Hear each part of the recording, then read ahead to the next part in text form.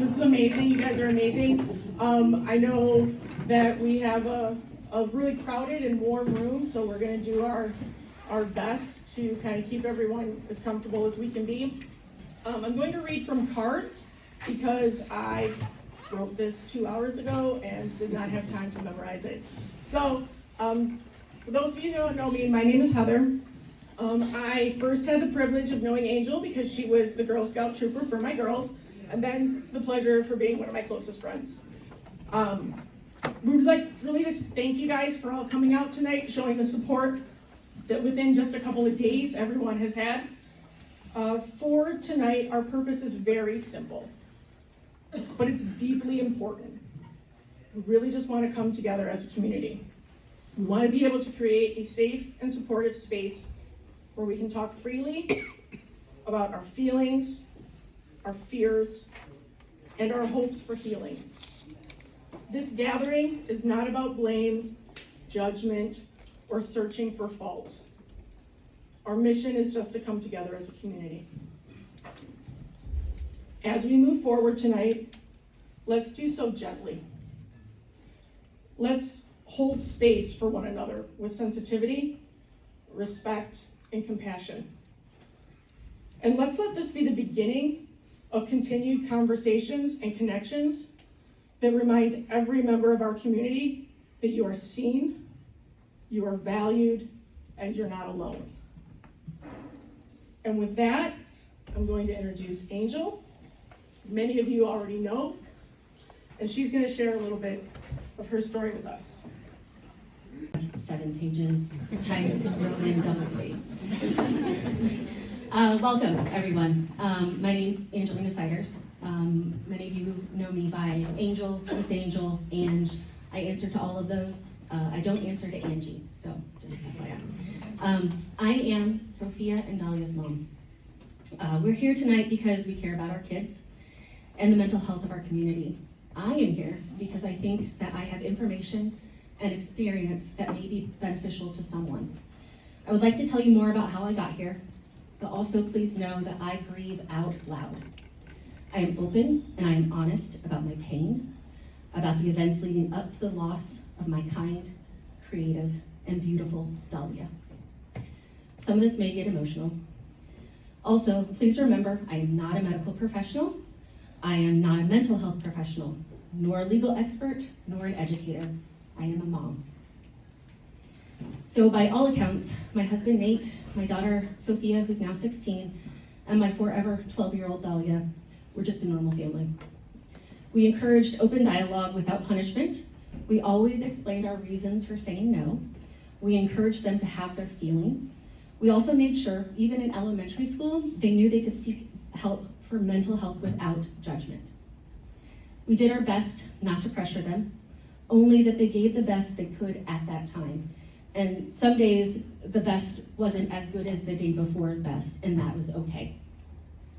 We encouraged them to have something extracurricular to help them with health, fitness, leadership, and creativity. They were always allowed to choose what they wanted to do, but they needed to stick with it for as long as the session was. Sophia has ended up loving swim, soccer, art, and Girl Scout Honor Guard. Dahlia loved swim, soccer, art, and robotics. So I discovered at an early age that Dahlia had a softer heart than I'd ever seen before. Her empathy was off the charts. For example, when they put in all these new apartments and houses and they tore down the trees, she would cry on her way to Hutchings in the morning that the birds were losing their home, the bugs were losing their home, the deer didn't have a house anymore. That's how much she cared. She would worry about everyone and everything. In early January 2024, Dahlia was diagnosed with generalized anxiety disorder and auditory processing disorder.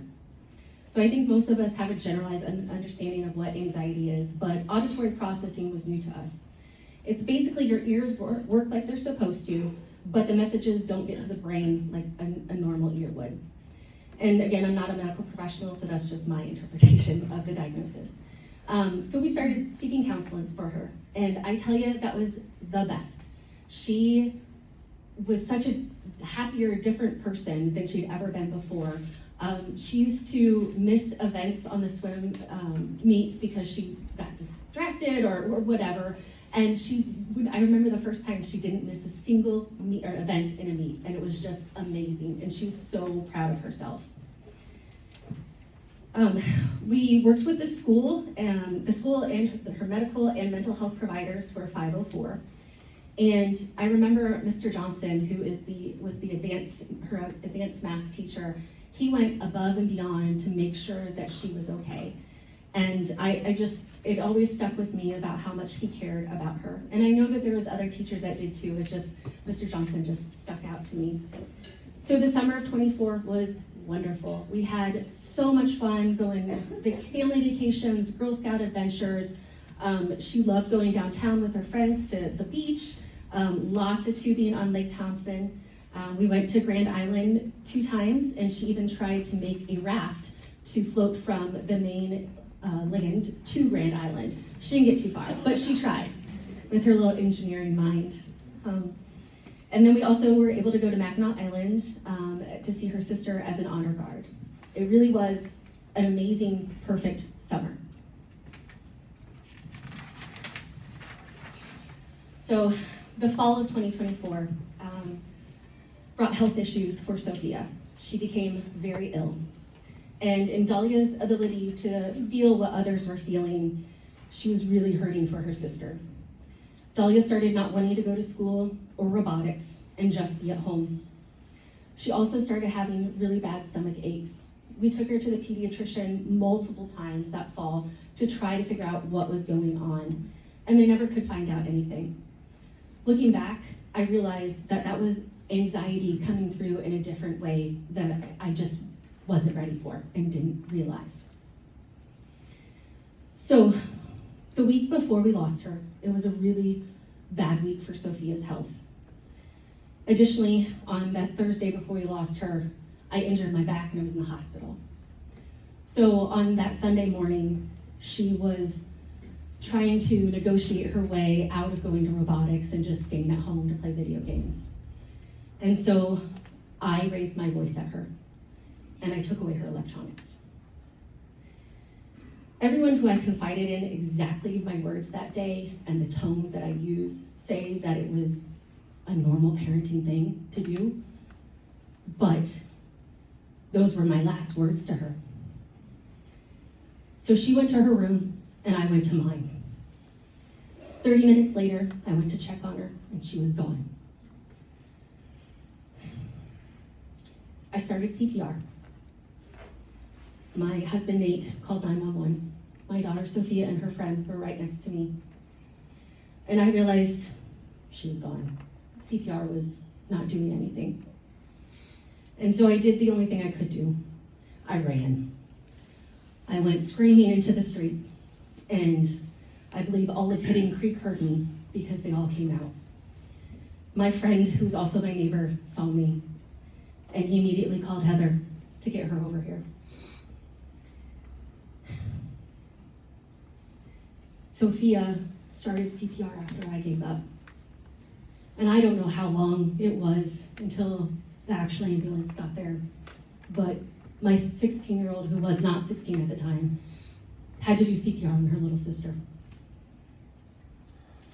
I remember having to tell Nate's mom and my mom that Dahlia was dead, and listening to their screams over the phone. And then I remember asking my friends, why haven't they left in the ambulance with her? And nobody would answer me, but you could see in their eyes, we all knew what had happened. The ambulance wasn't needed. My home became a crime scene. And my amazing Dahlia, my best friend, my snuggle buddy, my girl was gone. Why? I have absolutely no idea. One thing that I learned in the process of therapy is that as humans, we are storytellers. And when the story has gaps in it, we find whatever we can to fill that gap. And blame is typically associated with that kind of gap. And so, of course, I blame myself. I would love to have found something on her phone where somebody was bullying her and I could blame them. But there is nothing that I can tell you of why my Dahlia is gone. I do know that she did not have social media. There was no known bullying. She had a solid friend group. She had plans for the future. As a matter of fact, that Saturday, her dad brought her home a pomegranate, which is one of her favorite fruits, and she only ate half of it so she could have the other half for Sunday night. She did not make it to Sunday night, and she did not get to eat her pomegranate. So, first, Nate, Sophia, and I were held up by Mrs. T, who's here tonight. A lot of you guys may know her as working for the schools, and she also takes really great photos of our kids and all their extracurricular activities. But on November 10th of 2024, she was the only person that helped me grasp exactly what was going on. She's a sheriff volunteer who has to tell their families of loss. And what a strong and beautiful soul to be able to do that. And I thank you, because a familiar face is what I needed at that moment. Next, Connie and Nico showed up. I have no idea how they knew or how they found me, because I wasn't even at home, but they showed up to help us. We were staying at a friend's house before I could even imagine going back to my home, the home we've had since Sophia was 3 months old, our favorite place in the world, our home that held all of our beautiful memories. And now, it's the place where Dahlia died. So Connie and Nico were able to help us with emergency counseling. And I have no idea how many times you guys came to us, but you were there and you just showed up. And again, I have no idea how that happened. So thank you, whoever arranges that. And then after I met Connie and Nico, I met Scott. I don't think he's here tonight. He's the funeral home director. And he helped me make choices as a parent that I never would have thought I would have had to make. He helped us with a kind voice, with solid knowledge. I remember thinking we didn't really have a lot of friends or family, and so a small place would have been sufficient. And Scott encouraged us to look for something larger. And looking back at that, I am very happy that we did, because over 400 of you came to grieve with us. And it was very powerful to see all of that support that I had no idea I had. So then, we've been given so many books and pamphlets and advice and resources and all of that our heads were spinning. And our friends helped us sort through it all to figure out what's next. And what next was therapy, individual therapy for all three of us. We still see those therapists today, and I'm confident that is why I'm still here, and why my Sophia, we just got the email today that she's on the honors roll again, and she had missed so much school between being sick and losing her sister. So it's just impressive of what she's able to do. So, of course, the world continued, even though it should have stopped on November 10th. There was Thanksgiving, Christmas, and as we came into the new year, my head started to clear a little bit. And I realized we couldn't just let it end at the celebration of life. Dahlia was such a powerful force. And I know I had you say at her service that Dahlia was a Category 5 hurricane in a good way. Once you knew her, you were never the same again. And I couldn't let it in there. So for February, which was her birthday month, in honor of her, what would have been her 13th birthday, we asked the community to do 13 acts of kindness in her honor. And I cannot believe the outpouring of love and support that you guys did through the community. We had not only acts of kindness here in Livingston County, but California and New York, and it just spread like a wildfire to all of these people of friends of friends of friends who wanted to complete acts of kindness in her honor. And just amazing. Mr. Rowley from Highlander Way, he made this beautiful bulletin board in honor of Dahlia during the 13 Acts of Kindness. The student councils for both the middle schools and the high schools also promoted the acts of kindness. So I saw we had momentum, and maybe we could do more. So this is how Love Dahlia started, our nonprofit. We wanted to keep her alive by spreading kindness, encouraging creativity, and making the world beautiful. So Love Dahlia allowed me to make more connections. And one of the most influential connections in my journey was Kelsey Combs. She reached out to me. She's the Howell Public Schools Wellness Coordinator. She was able to give me more background on the district's mental health approach and initiatives. She put me in contact with the Hope Squad and Mr. Eric Shaw. And here is where I found my path. I've been able to work with them on and off this last year. And most importantly, they invited me to an educational summit called Kevin's Song this past January. I spent 2 days in this seminar learning all about mental health, adolescent mental health, the development of the adolescent brain, school mental health policies, preventions and postventions. I'd never heard of a postvention, but that's what happens afterwards. I also learned the limitations that the schools have: funding, resources, legal liabilities. I was able to see the big picture. And this is something that not everybody gets to see unless you're an educator or a mental health professional. Us here in the community, just average people, we don't know what's going on. And honestly, the big picture is this is a community issue. And us as a community, we need to work together so that we can save at least one more kid. The blame game will not help. It will only divide us. So we have to work together. As we come together after losing our 4 cherished members of the community recently, tonight marks an important step towards health and action. Our children need to know that we are here for them always. They should never feel afraid to speak up, reach out, or for us to hear their struggles. This is our moment to show them, through our words and actions, what it truly means to be a community, to stand together and to support one another so no one is alone. The other 3 families, they have their own stories to tell if they choose to do so on their own time.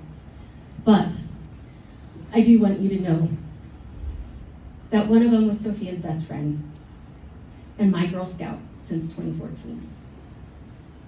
One of them was Sophia's friend and swim mate and morning breakfast buddy. And the third one, my family didn't know, but she was a part of our community, and our friends, kid and adult friends, all overlapped. So tonight, we are here as a community with our community partners from the school district, local law enforcement, the mental health community, as well as other organizations that support our kids, like Michigan Youth Alive, the Connection Youth Services, and the Hive. So let's start this conversation. Words matter. Kindness matters.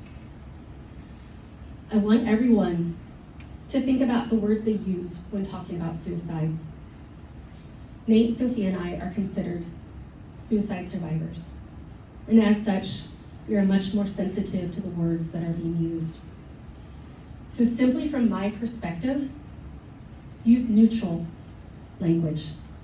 For example, when someone says they committed suicide, it's the same tone as if you say they committed a robbery or committed a murder. And that hurts me because Dahlia would never commit a crime, let alone even kill a mosquito. And also, when somebody says that they made the choice to leave us, I do not believe there was an actual choice made. Clearly, I didn't know Dahlia 100%, but I know her empathy. And there is no way No way she would have made a choice that hurt me, her dad, her sister, her family, her friends, or her community. She really would save every little bug's life. She'd worry about the owls and their habitat, the bats and their habitat. She loved lizards and snakes, and she would protect them. So she wouldn't have made an actual choice that would have hurt herself or us. And this also goes for choosing to stay, because I see that a lot. And I think if Dahlia's adolescent brain was fully developed, she definitely would have made a choice to stay. But I believe there had to have been some sort of wire that crossed, and she wasn't able to make an actual choice. So we have resources here in our community, and there's room for more. Our goal tonight is to look at the big picture. We have a group here as panelists. These are the professionals, and there's also quite a few professionals out here in the crowd as well. We are grateful for the time they are giving us tonight to share their insights and educate us on resources that are available. Through conversation and partnership, we hope to learn more and start to see what gaps, if any, exist for support and how we can come together as a community to fill those gaps.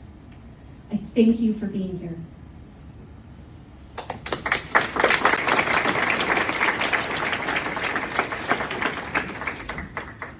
Okay, I know we provided Kleenexes for everyone. Please use them.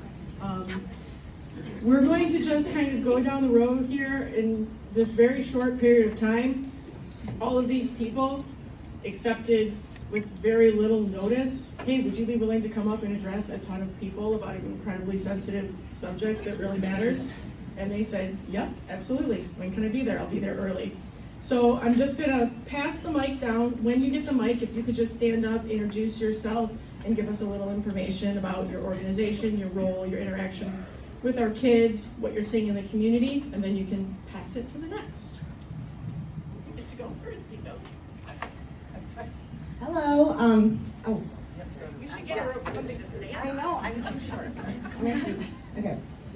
So my name is Nico Sheff. I'm the mental health coordinator for Livingston Educational Service Agency. I coordinate and supervise a team of 10 ladies that work as mental health professionals in the school at the secondary level for the most part. And our work has been basically built as we were flying, like the airplane flying saying. And so we have just been kind of like working the last 3 to 4 years on what programming looks like. And then as we've developed our programming, the local school districts have also started to develop some more mental health resources, and so that's kind of where I'm coming from. We are a resource in the schools, on site within the building. So if you have questions or concerns about a child in the schools and you want to know a little bit more about what the support looks like, I'm happy to answer any questions. Okay, now it's the opposite. I need to sit down when I talk. My name's Connie Pavlin. I'm the Executive Director of Livingston County Community Mental Health. And one of the things that Angel talked about, there she is, was specifically around the adolescent brain. And one of the things that's remained constant in the many years that I've done mental health is that the brain hasn't changed, but our world has. And so kids' ability to kind of process those changes is very different now because there's a lot more inputs coming at them. And so I think that's where it really does take all of us to find ways to support them. If there was a service where community mental health and our other partners could come up and there was an intervention that we knew was really going to make the difference, I'd be the first in line. I would find every penny I could to pay for it. But what I know is that kids need all of us. They need all of us to support them and love them and smile at them and look beyond the behavior that sometimes is not very enduring, and just see them as the people that they are with strengths and abilities. So I think that's one of the things that it sounds kind of simple, but I think it's important that we all kind of embrace that everybody in this room can impact a kid's life, and we all should take that responsibility very seriously. I'm going to talk about a couple different resources that we have. So we have when there is a community crisis, we do have a critical incident stress debriefing team, and so that's how we were kind of deployed in this specific situation. So, and there's several people on our team to respond to community crisis. So that's something that's available. That's a reactive thing. So we're really trying to brainstorm different ways that we can be proactive as a community. So I think probably 3 or 4 years ago, we started the Mental Health Awareness Committee as part of our Human Service Collaborative body that's really trying to focus on ways that we can support not only kids, adults, everyone in mental health and stigma. So that's this shirt. This May, we're gonna have, there's a flyer out there where May is Mental Health Awareness Month, so there's lots of different activities. So there's a flyer out there with all the different activities we have so far. We're still adding some, so there's a way to go on Facebook and be able to get the updates. I think with that, I'm gonna turn it over. I'm Jason with Michigan Youth Alive, and everything that we've heard so far tonight speaks volumes to the truth of what's going on. Students in a day are processing more information than they used to in a week or a month. So much is coming at our students, yet we're also facing and raising the loneliest generation that has ever come. This generation is lonely even though they're connected in so many different ways. And so what I get to do is I get to go to schools and do school assemblies. I get to bring teams in and do small group leadership things. We have a program called Elevate that we work with. And the whole thing is based around students being noticed, named, and known. And those three things right there go so far towards changing the level of loneliness that students feel. When students are answering questions, it's amazing when you say, how many of you feel like you have an adult that knows you? And the answers are always, sometimes, and whatnot. And it goes along that path. And so many, up to 40%, are saying that they never feel known or seen. And that's what our students are going through right now. In a world where we all have camera phones, nobody's feeling seen. So that's what I get to do. I get to go into schools and do that. We have a school assembly program called Hope Initiative. We deal with so many topics there. We're also launching one called No Days Lost. No Days Lost is based around the idea that if you have something that glows in the dark, okay, and you carry that with you through the day, you get home and you shut the lights off, that glow in the dark thing is going to reflect back the light from the day into that room. You're going to have some light in the darkness. We, as people, as we're walking through the day, we need to switch our brains. We need to rewire our brains to look for hope. We look for negative stuff. We look for we have so many videos based on epic fails or all these different things. We need to start training our brains to look for hope so that we soak up the hope of a day so that when it gets dark for somebody, we have some hope to reflect back into their life. Or when it gets dark for ourselves, we have hope to reflect back into our own lives. Now they say just one trusted adult. Now this is not even about parents. Parents are part of this, but parents are a part of the solution. If a student has one trusted adult that they feel known, noticed, and named by, their loneliness level cuts in half. What we try to do is we try to help students find up to 5 trusted adults that see them, that will call them by name, and that will know them so that they can talk to people. They have someone to reach out to. Y'all, we are dealing with something that history has never had to deal with before. If anybody ever points a finger of blame, you are 100% wrong. And we've talked about that. The issue right now is that we are all scrambling, which is why there are billions of dollars being poured into finding solutions. Billions of dollars being poured into studies, into statistics, into all these different things. Why? Because our kids are valuable. They just can't see it. The solution is in this room. It's us. Our job is to get to know these kids, to know them, to know their fears, to know what they want, to know what their dreams are, and to let them have a voice and know that they're valued by calling them by name, by smiling at them. I'd love to say that it's going to solve every problem. It's not. But we can do some amazing things by just knowing these kids and caring about them. Thanks.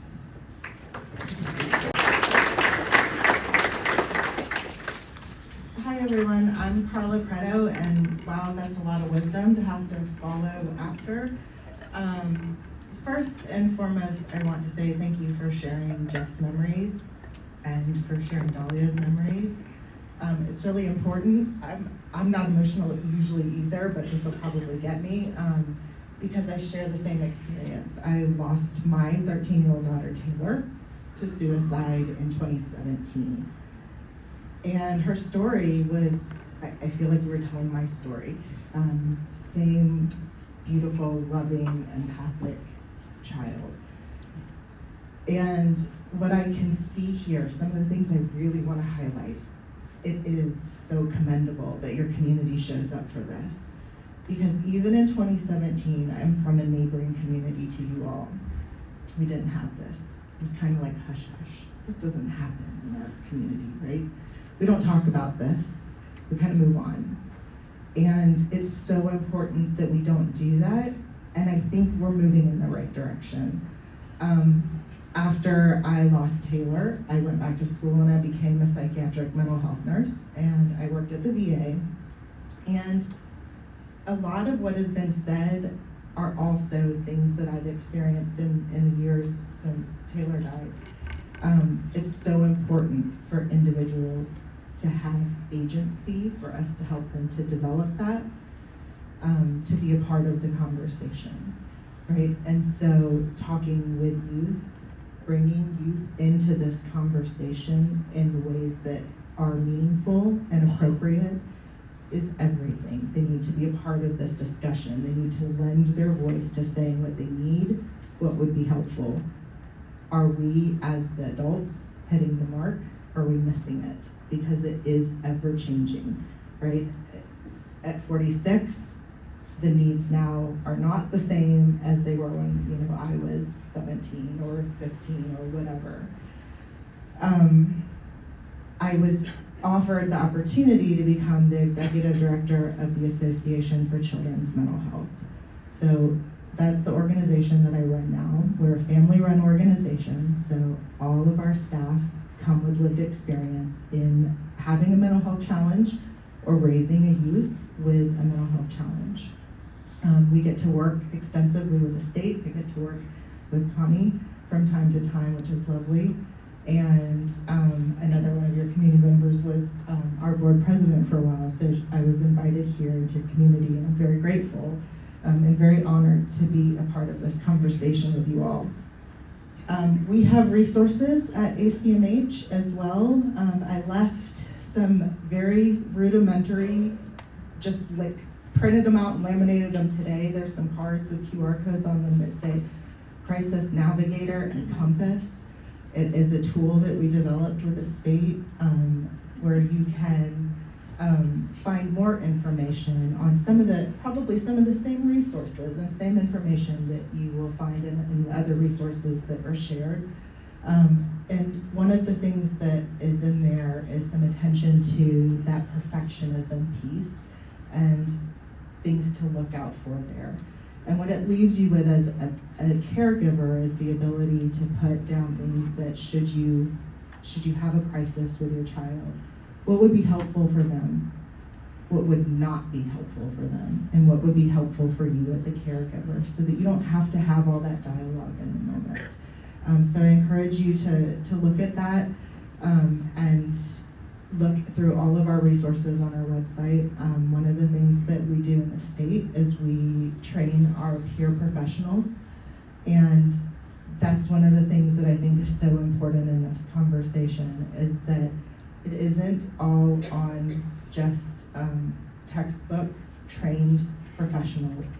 Mental wellness is a conversation, as you mentioned, right? It involves all of us. And I can tell you, my time working as a nurse, there was not much in my nursing training that I really leaned on. It was really my lived experience that helped me connect with individuals and to understand and to be real in the conversation. People know, they see through you if you're not real.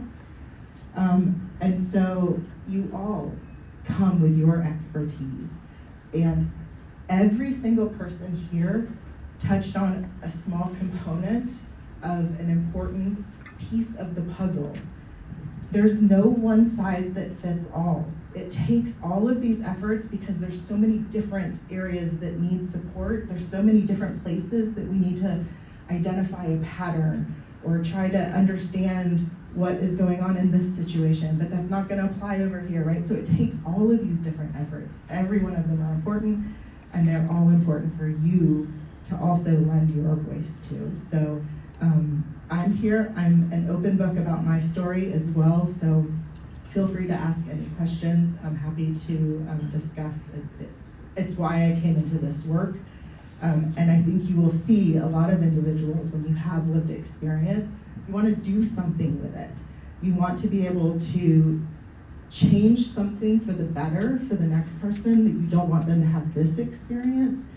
And I do want to leave you with some hope that I will say, when I came into this work, I thought, gosh, there's a lot of areas that we need work, and we still do, but I am seeing changes, and like my heart is filled knowing that we're moving in the right direction, despite feeling like we have so much work still to do. People being involved is a good thing. It's a really good thing. And before I sit down, I just really need for you to say "glow in the dark" one more time.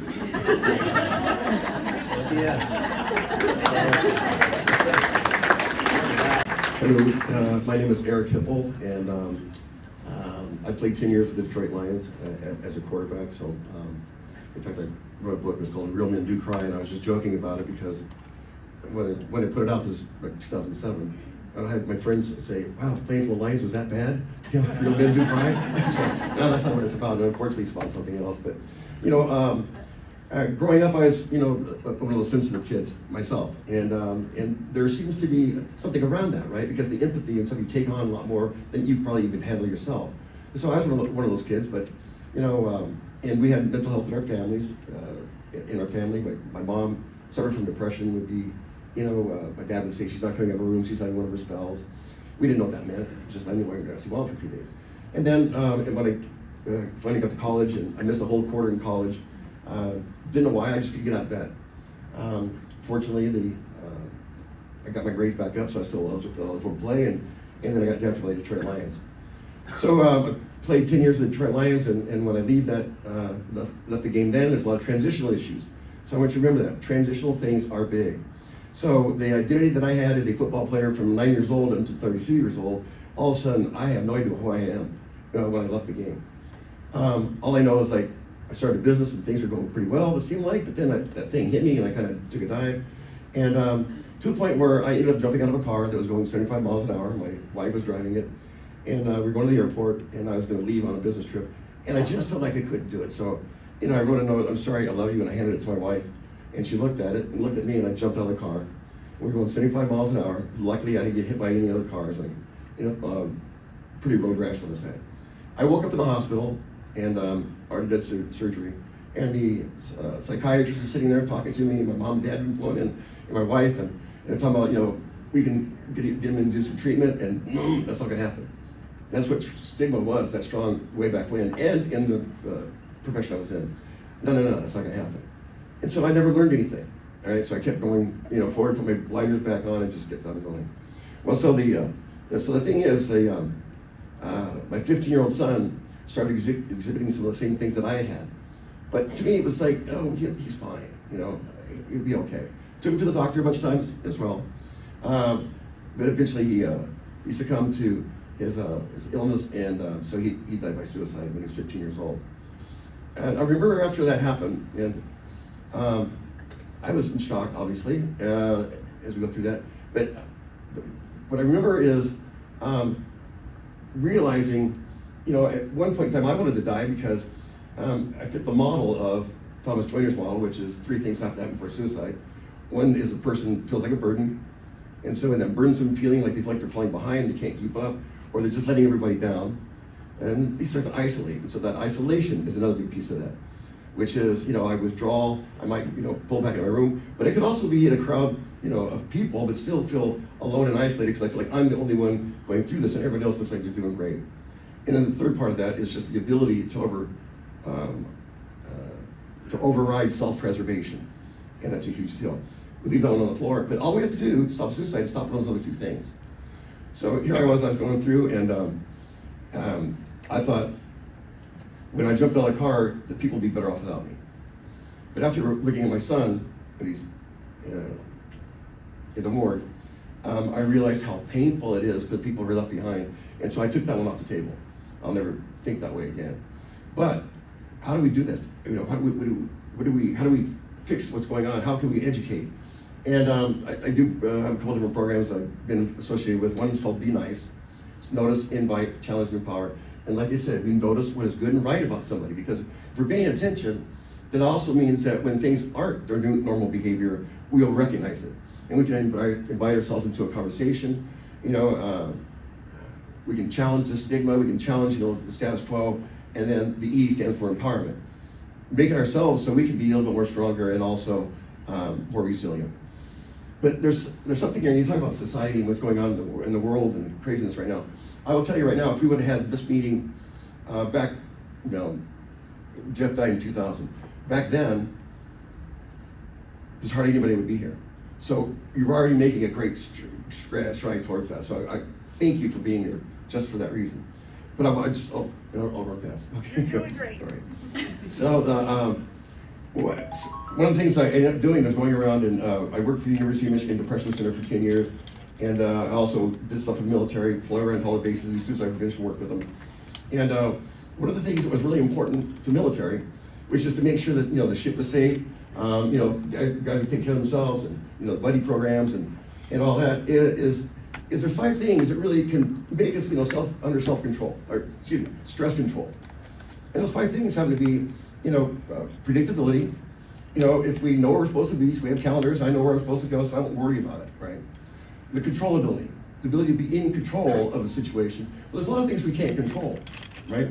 But we do have drills for them, so when they do happen, we'll know what to do. So controllability is a big piece of that. And then, you know, trust, feeling safe in a safe environment, relationships, being connected to other people, and then hope, or actually purpose, right? So what am I here for? What am I doing? Those 5 things are really important. So if you think what's going on right now, and you think about, you know, a few years ago, you know, with COVID, all 5 of those things were ripped away from us. So you had students, you know, you had our kids, and even us were going through without those 5 things that could make us feel, you know, in control and safe, and all the things that we have. They're ripped out. So trying to replace those things, or making sure if that's one of those things they're missing, you know, to work on that. It's also having a school environment that has that trust and that purpose and everything else that goes along with it. Because I'll tell you right now, when I think of schools, in my experience, was a good one, had some bad times too, but was a good one. But I also, you know, I would see the other kids too, the ones that weren't having a great time at school. You know, and I try to bend over backwards and talk to them and whatnot, and try to be part of their life as well, suck them into ours. But the truth is, if you're not having a great time at school, or you're not having a good time at all, or not even that, you're having a miserable time, and you have to go, that's almost like prison. You know, I have to go there, I can't get out of it, and I'm facing all these things, and I have to go. And so, what can we do to make everybody's experience a little bit lighter, and a little bit more proactive, and reach out and, you know, notice when somebody is struggling, and try to get there early enough.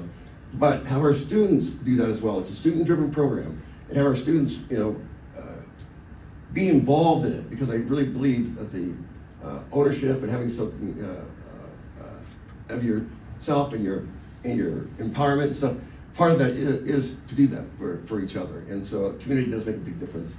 And so I think, oh, last thing, sorry. So my son died at 15. My daughter was 7 years old in the next room when it happened. So in our grief, we didn't really pay much attention to that. It was, I was dealing with my stuff, and I destructive behavior for a year, just terrible, right? And I wasn't concerned about anything else. It's just, how to get through this. So so my daughter, when she turned 15, all the stuff came back, as trauma will. Started getting night terrors and everything else. Her grades started slipping down. She started struggling. But it was two friends of hers that came to her and said, if you don't tell your parents what's going on, we're going to tell them for you. And so she came to us and said, showed us where she'd been cutting and self-harm, and started talking about what she was going through. So she ended up getting therapy, took her trauma, CBT, trauma focused. And so she went to that therapy, she got her grades back up, she ended up graduating from Eastern Michigan, then she went and got her master's, and she's a complex trauma therapist today. So 2 different kids from the same family have completely different outcomes because she had 2 friends that got involved. And so thank you, and I'm glad I'm here. Thank you.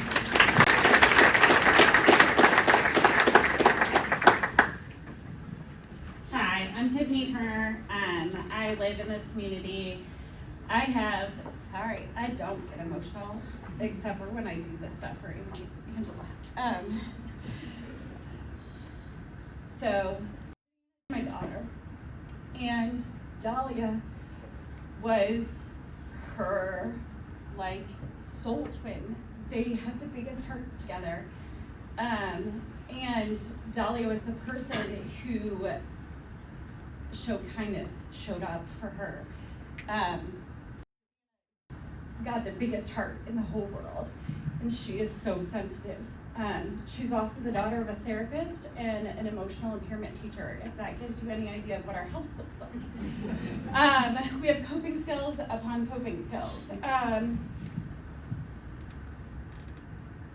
Dahlia was having a hard time in 5th grade and had just come back to Hutchings after going to St. Joe's because I was working during COVID, my husband was working during COVID, and I needed them to be in school.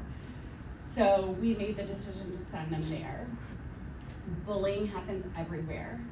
It was a small school. She became a very different person. We switched her back to Hutchings, and all the friendship groups had changed at that time. And Dahlia was still there from Girl Scouts. She hadn't seen her in a couple of years, but they still loved each other, had all the same interests, birthday parties, the whole 9 yards.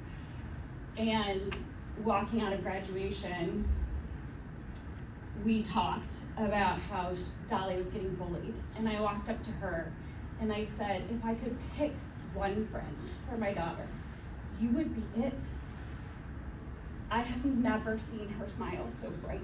And it wasn't my purpose. It was because that is how she changed the world. I'm a mental health professional. I've been doing it for more than 25 years. I've done wilderness therapy. I've worked in detention centers. I've worked in hospital settings. I am the person in the emergency room that had to make the phone call to parents when people came in after suicide attempts and sit with families. I worked in primary care offices to try and prevent this. I started a program to put social workers in primary care offices so that mental health wasn't scary, right? You go in, your kids go in, they talk to somebody, lost a job, doesn't know how to tell their family, being bullied at school. There was a social worker in the medical room next door, not giving shots, but talking about feelings, because my biggest passion is to help people understand that it is part of our health. We have a stigma about mental health, but it doesn't need to be there. It is part of our brain. It is our survival mechanism. Every single person in this room has felt anxious. If you haven't, you probably have and just don't recognize that. You have felt sad. You have felt happy. You have felt anger. That is what we're talking about when we are talking about mental health. So this stigma of we don't have mental health issues is incredibly harmful and not accurate, because mental health is about us. I always tell people when I go into schools and do trainings, listen, if we treated anxiety, depression, bipolar, all of these things the same way we treat allergies, this would be a non-issue. If your kid has an allergic reaction, you are gonna go talk to an expert. You're not gonna go to a cardiologist, you're gonna go to an allergist. You're gonna get the testing done, you're gonna find out what's going on so that they don't die. And that is what we are talking about. It is okay to be sad. The amount of questions I've had to answer for my 2 kids this year through all of this, why does this keep happening, Mom? Why aren't they here? How does Sophia show up at a swim meet to cheer me on knowing that her sister's not swimming in the lane next to me? Twice this year. Once was yesterday. Sophia showing up makes my daughter's entire day worth it. We have got to stop talking about mental health as if it is something wrong. It is how we connect with people. We are wired to feel. If you are sitting in this room and have not felt some sort of empathy, sadness, compassion, joy, I laugh every time I hear Dolly's name, because that child left glitter everywhere she goes, and is the reason why my children were not allowed to have glitter or slime or anything. I loved when they played with it at her house, but I was like, like I can't, that's too much for me, right? I want to give you guys permission to talk about feelings. The other thing I want to tell you that I don't feel like people get told enough, it is okay to not say the right thing. It is okay to not respond the right way. We look at parents, teachers, administrators, mental health professionals. I've been doing this a very long time. I mess up all the time. My biggest attribute as a therapist is to look at the people I'm working with and be like, look, I know last week I told you this is the right way to handle it. I went home and I lost it. And I did the exact opposite thing. Don't blame yourself if you mess up. Just admit it. We do not have to be perfect. We are not built to be perfect. We make mistakes, and that is how we learn. And I hear it all the time. Teachers, they tell kids it's okay to make mistakes. But if they make a mistake, you can see it all over them that it is not okay that they made a mistake. We have to be willing to say, I messed up. I handled that wrong. I am sorry. Let me try again. Can we work through this? That ability to reconnect, whether it's with your spouse, your coworkers, your friends, your non-friends, people you've had conflict with, giving yourself permission to say, hey, I was intense in that moment because this means so much to me that I reacted. Can we sit down and talk about this when I've had a chance to calm down? That is how you can make change. Make yourself believe what you tell the people in your community. You don't have to be perfect. That starts with modeling the behavior, crying, right? Dads, grandpas, it's a generational thing, to Eric's point, of cry or not cry. It's okay. It is okay. I am not a crier, most of the time. But I have cried a lot. My daughter, because that has made her feel safe through the last wave of grief. She would go up to bed, she'd read, she'd do all the coping skills, and she'd come down and she'd say, hey Mom, if you if you wanna come fall asleep, I'll leave some room for you. She's 14. She would kill me if she knew that I told you all that. But that I know you're not supposed to. I know you're not supposed to do all of these things. We have all these rules and Pinterest and TikTok and all of the things telling us the right and wrong ways to do things now that we didn't have before.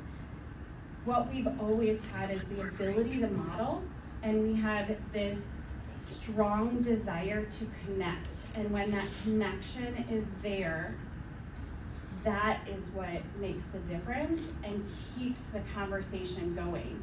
I am incredibly grateful to all of you for making the choice to show up.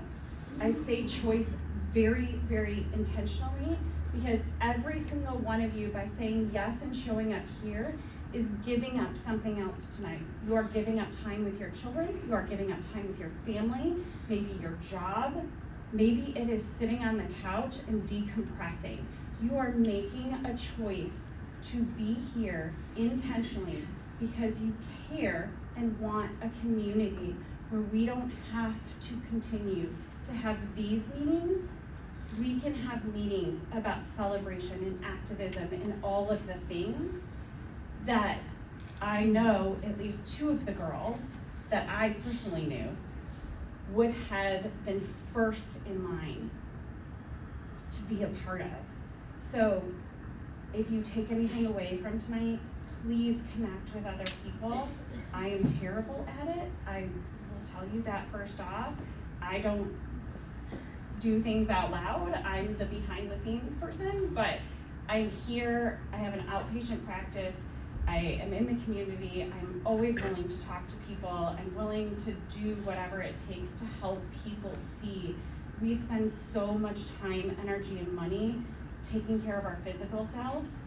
And if we took that time and energy and money taking care of our emotional health, we would be able to prevent chronic illness and all kinds of other things. I put together this. I will absolutely tell you that because I did this yesterday and last night, these are resources that are online. If I kept one up here in case we weren't sure how many people. And in the front page, it just says things to say, things not to say. And then on the back page, it gives warning signs, not a comprehensive list, because sometimes there aren't any. How to continue talking to kids, because that's ultimately what brought us together today. And then I gave some facts on the bottom of this, because I will tell you that while we are here because of youth, the elderly population is almost twice as likely to take their own life in a way that is not always seen as suicide, because of the pain that they are, the loneliness, all of the other things. So it's not actually considered suicide because it's medication and other things. So it doesn't always get counted in this way. Losing someone is always hard. Losing them because of the things that are happening in life that are unpredictable makes us want to crave answers, crave a reason, because we all want it to not happen again. So if you want this information, but I promise you there's so much out there, so many resources. So if you are struggling, you've got community stuff right here that you can come reach out to. Again, we might not always do it or say it perfectly, but the goal is that we're talking about it and you guys are all a part of that. So, Penny, just after what you had said, one thing that my therapist consistently reminds me is, you know, on the airplanes, they tell you to put on your mask before you put on the child's. And that also applies to mental health. You know, if we are not okay, then how can we possibly make our kids okay? So I think that's a very valid point, and I appreciate that. Thank you. I also am so happy to see kids here. I know there was a question on Facebook if kids should come. And my response was, well, it's up to your family. You know your kids, if they can handle it or not. I asked my Sophia not to come. She's had a couple good days, and I think this would have been really rough on her tonight, so I asked her to stay at home. So that's where Nate and Sophia are at home tonight. So I do appreciate you kids, being here and speaking. You have a voice, make sure it's heard. Just because you're, 18 or younger doesn't mean that you can't have a voice, because this is your life. To wrap things up, again, thank you to everyone who's here tonight in person and who's here in spirit. Our plan from here is I would like to get our professionals together. And if you're not one of the panelists and you're somewhere out there, email is the best way for me. I get too many text messages and Facebook messengers and I can't organize them like I can with emails. So the Love Dahlia website is a good way to do it through there, or my email for Love Dahlia is lovedahliaciders@gmail.com. It's pretty easy. My personal email is, again, pretty easy. It's cidersangel@yahoo. So if you would like to be involved with further discussion, send me an email. And my goal is before the end of the school year to meet with our professionals and kind of see where there's gaps, and so that we can get together then as a community in June after the school year ends, because we all know May's just, there's no time in May, and the school year's just too busy. So in June, let's get together as a community again, now that we're looking at things, being aware of it, listening, all of that maybe we'll have some new ideas when we come back together, so that we can get a game plan before the school year starts in August. This is not the last conversation. I'm not gonna let it be. I can be really stubborn and determined, and as my husband would say. So this isn't the last time you're gonna hear from me. And if I have to drag you all back here, I will. I have a dog training certification, so I know how to use leashes and such. So. Also, I meant to say this before, but I'm scattered right now.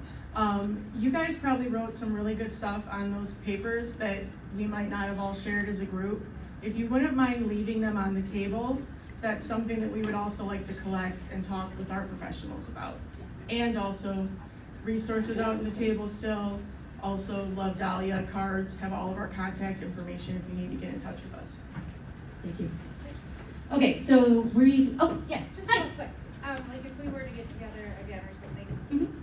how do we know that? Like, is there like a Facebook group we could all? Yeah, join? so, Love Dahlia. so Love Dahlia has a Facebook page Okay. and an Instagram, Okay. and we also have our website. So I'm fortunate enough that my niece has a graphic design degree, and she likes me, so she's been doing all that kind of great work. She's awesome. So she takes all this stuff and gets it on there for us. So we'll start with that. And, we'll also let our professionals know. So, you guys can spread the word and just like it spread crazy in just a few days. We will make sure that it gets out to all of you again.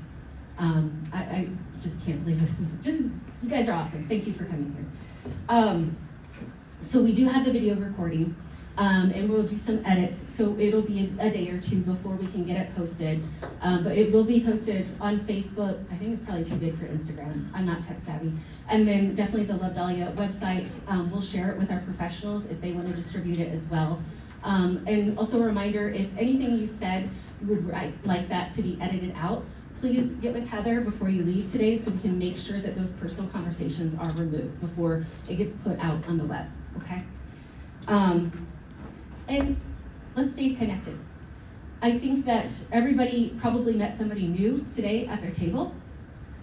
Maybe make an effort to reach out to that person in the next month or two and just be like, hey, remember me? We sat and cried together. Like, how's it going?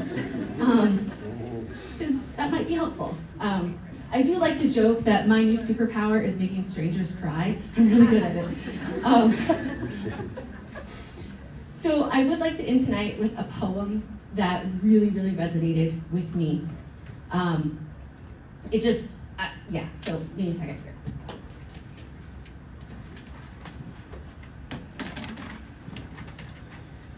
Okay, so it's called A Practice of Gentleness by Mary Ann Byrne.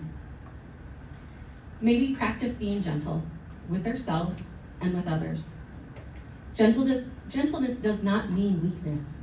It is a quiet strength that chooses care over urgency, listening over fixing, presence over performance. In being gentle with ourselves, we allow grief its uneven rhythms. Forgive the days when courage feels out of reach, and rest without needing to earn it. It is to speak inwardly with the same patience we reserve for those we love most, recognizing that survival alone has required an astonishing amount of effort. To be gentle with others is to remember that everyone is carrying something, that sharp words often guard tender places, that silence can be a form of exhaustion, not indifference. Gentleness asks us to soften our judgments, to make room for compassion before jumping to foregone conclusions or assumptions. And perhaps gentleness is most radical when it expands outward, when it becomes shared atmosphere rather than private virtue, when we choose kinder conversations and hands that extend outward. In practicing gentleness, we create spaces where pain does not have to hide. May we practice often. May we learn that gentleness is not something we reach once we are whole, but something that helps make wholeness possible at all. Thank you for coming tonight. I hope that I keep seeing you, and I want to keep talking.